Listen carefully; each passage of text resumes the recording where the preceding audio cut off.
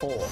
Pope Francis asked about Islamic terror during his trip to Poland. He says it's wrong to identify Islam with violence, telling reporters, quote, "I do not like to talk about Islamic violence because every day when I skim the papers, I read about violence in Italy. This one who killed the girlfriend, another killed the mother-in-law, and they are all baptized Catholics," adding, "If I talk about Islamic violence, then I also have to talk of Catholic violence. Not all Muslims are violent, just like not all Catholics are violent." Okay.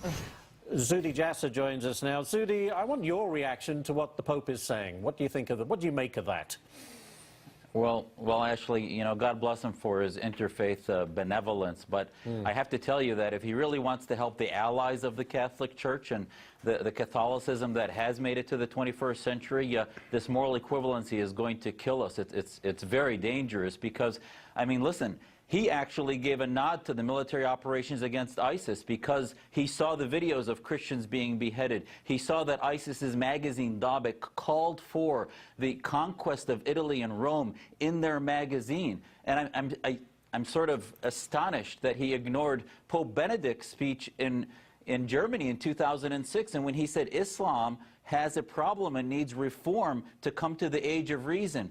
Yes, I recognize the Pope needs to recognize there are versions of Islam that are commensurate with modernity and there are versions of Islam that are not. But he can't say there's one Islam and speak as Islam as one. And I think he's just giving a nod to his allies in Saudi Arabia, Iran, etc. He doesn't want to offend them, but he forgets that there's no Christians there. They can't take Bibles. They can't build churches. That's a very different thing than the violence inside Italy. And it seems it's hard to, I don't know how he can compare a man in, Italy killing his girlfriend to a priest being beheaded in France in the name of Islam. That's, to me, drawing those parallels is just not, it's a bit disingenuous.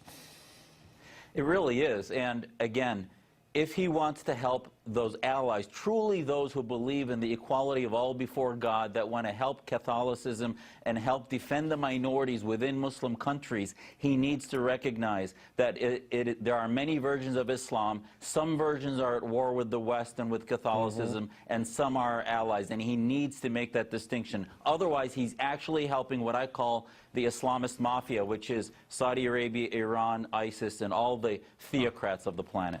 All right, next one for you, Zuhdi. Thousands of Germans protesting Angela Merkel's refugee policy, calling for her resignation. Even members of her own party also going against her on this. But Zuhdi, Merkel apparently just won't back down. Yeah, I really don't get it. I mean, listen, I have family in Syria, and my heart goes out to them and to people as warm as Angela Merkel, who have opened her country. But at some point, this sonic boom is the lack of vetting, the lack of filtering against Islamists, against jihadists has been a great security risk, and it's also been a test for their nationalism. And she's abandoning German sovereignty, German nationalism, and I would think people from both parties and all of the political factions are going to repel from what she's doing, because she's surrendering German sovereignty to sort of this influx of foreign cultural ideas. And if people are going to come in, they need to adopt to what it means to be German, just as it is in America or France or Belgium or anywhere. And she seems to just sort of be throwing her hands up, and I just don't get it.